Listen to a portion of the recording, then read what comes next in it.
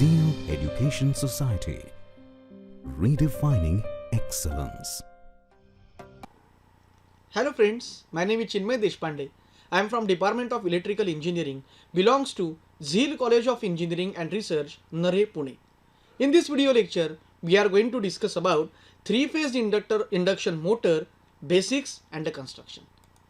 Now, first is nothing but what do you mean by induction machine? The motor which works on the principle of electromagnetic induction, it is called as an induction motor. Now, what is the principle of electromagnetic induction? Faraday gave this electromagnetic induction phenomena. He states that whenever there is a change in the magnetic flux linked with a coil, an electromotive force, that is EMF, which will be induced. So here please observe that there has to be relative motion either between a conductor or in between a flux or the field. If a flux is stationary, conductor is moving, then also force will execute.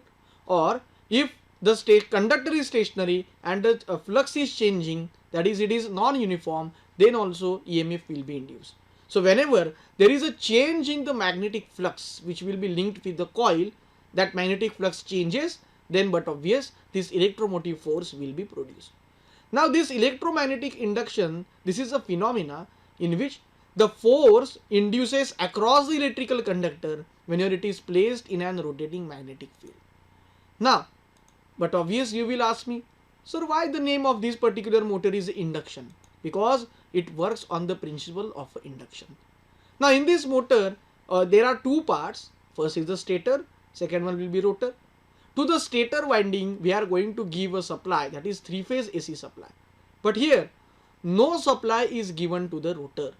So, how that EMF is going to induce, how that flux is going to produce in the rotor? It is because of mutual induction. So, therefore, rotor does not receive any electrical power by a conduction. That is, there will be no any direct electrical connection with the rotor, but it is because of induction only. Now, this will be exactly same as that of your transformer. To the transformer, what it includes? One primary winding and secondary winding. To the what do you mean by primary winding?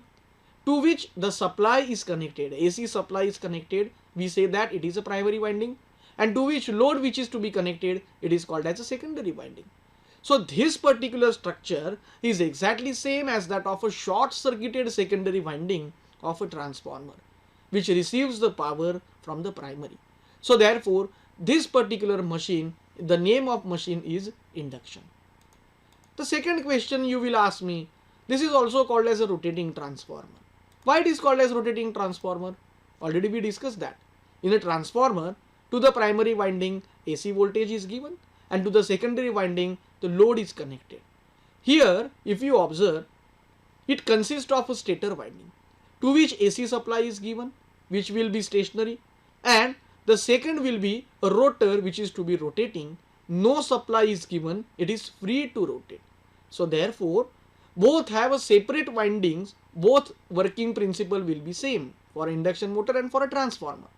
But the difference is only that the transformer coil windings are stationary, while the motor, in this motor, one will be stationary, that is a stator, and another will be rotating. So that's why as operating principle is same, working is same. So therefore this is also called as rotating transformer. Third important question, it is also called as a single excited motor. Why? Because the supply is only given to the stator winding, the three-phase AC supply is given, no supply is given to the rotor winding. It is because of mutual induction, the field will be linked with a rotor. So that's why this is called as single excited motor, that is to which only single supply is given to the stator and not to the rotor. Now let's discuss difference between transformer and the induction motor. So if you observe, both will be single excited machine. In case of transformer, primary coil is nothing but that coil to which AC supply is given, and secondary coil to which load is connected.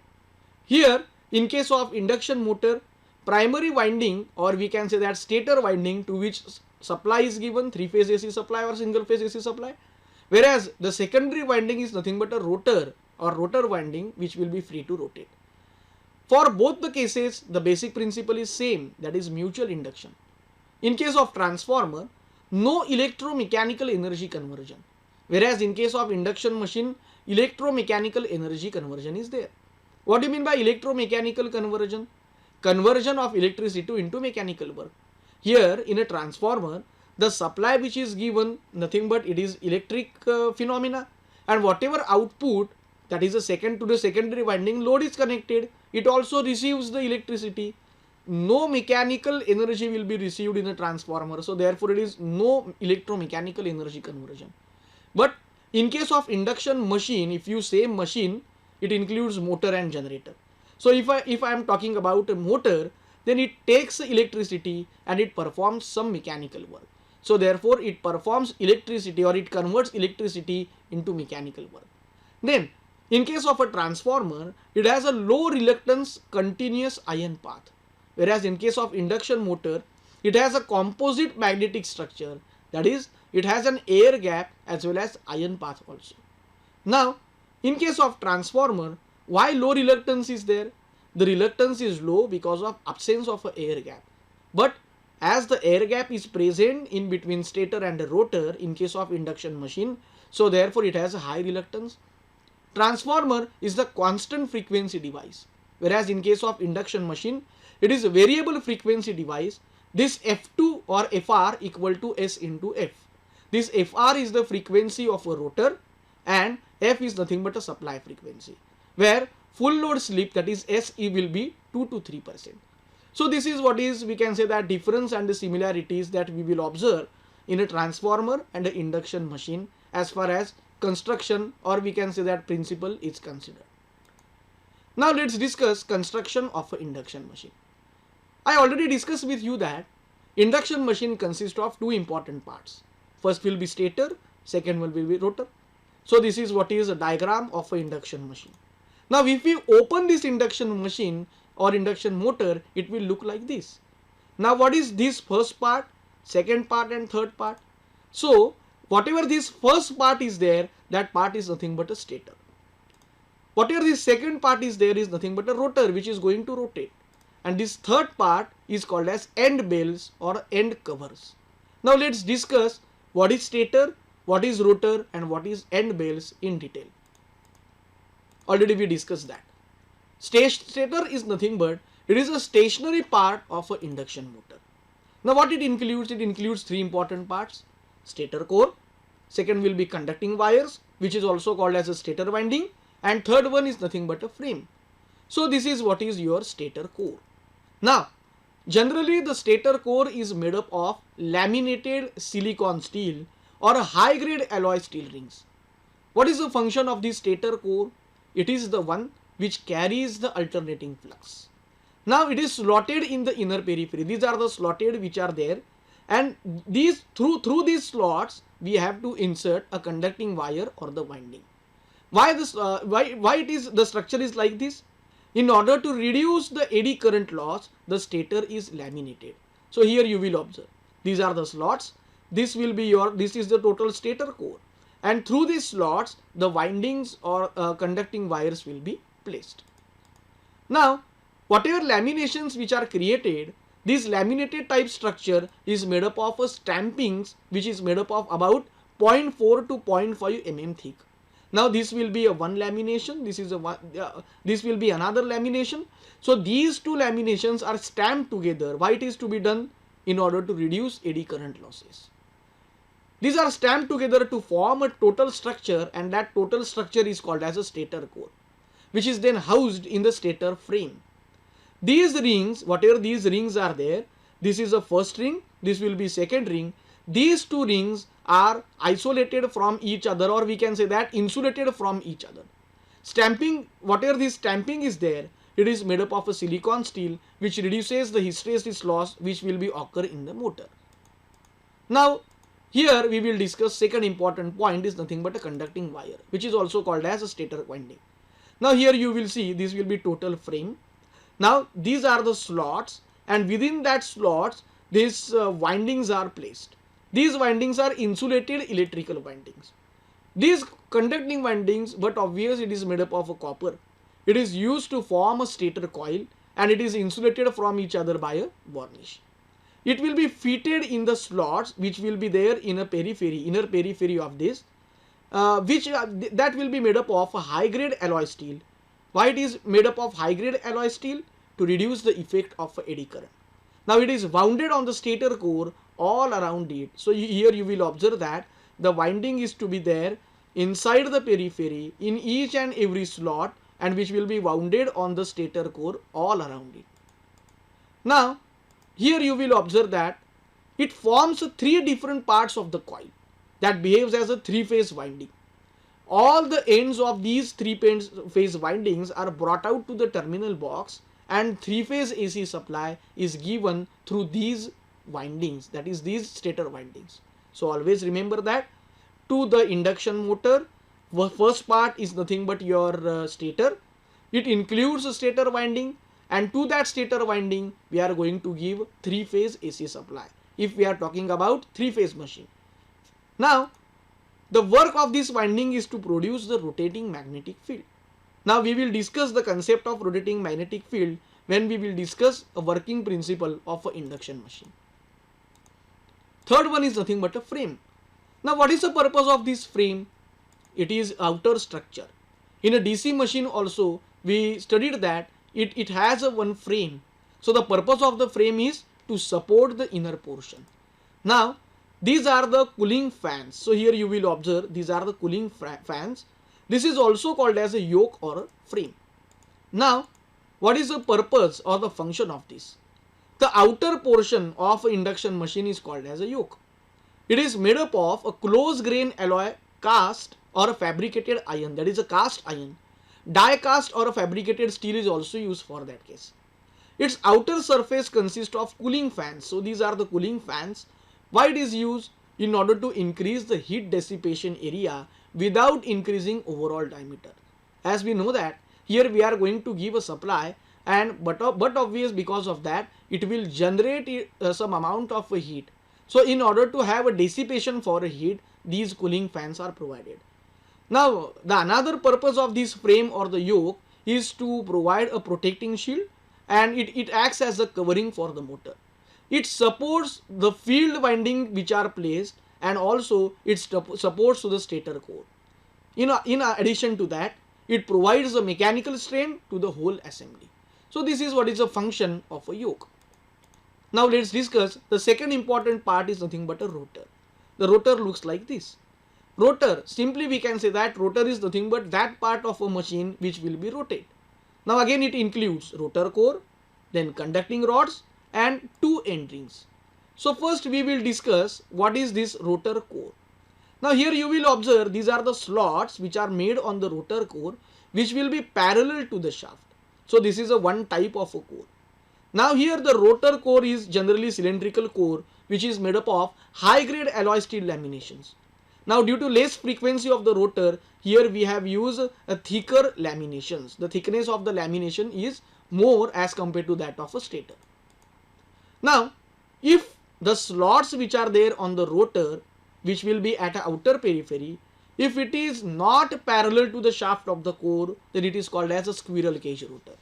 And if it is exactly parallel to the shaft of the core, then we can say that it is phase wound or a slip ring rotor. So here you will observe that these are the slots. The angle is made here with respect to shaft. So therefore here you will observe the slots are not parallel to the shaft of the core. So this is called as a squirrel cage rotor. Whereas here you will observe that these slots are exactly parallel to the shaft. So it is called as phase wound or a slip ring rotor. Now let's discuss what is a squirrel cage rotor. This is what is a diagram for a squirrel cage rotor. Here you will observe that these are the copper bars. These copper bars are short circuited with the help of end rings here. So it consists of cylindrical laminated core with parallel slots for carrying the conductor, which are heavy bars which will be made up of copper or aluminium. These thick rings, whatever these thick copper bars are there, that copper bars are short circuited with the help of the ring structure which is this. This ring structure is called as end ring because it is connected at end of these particular rods. Due to this, the current which will be generated will be circulated in the winding and it will be inside the circuit only. Now here if I remove whatever stamping which is there in between, if I remove this, then you will see this will be a structure. Here you will observe that this is what is your end ring, these are the conductors. Here you will place a winding and this will be end ring.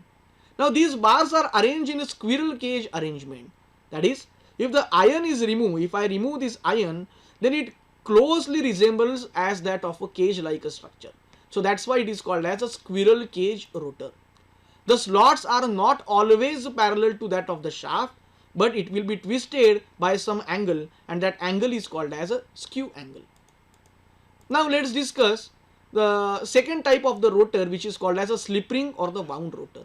Here you will observe a different arrangement of the rotor.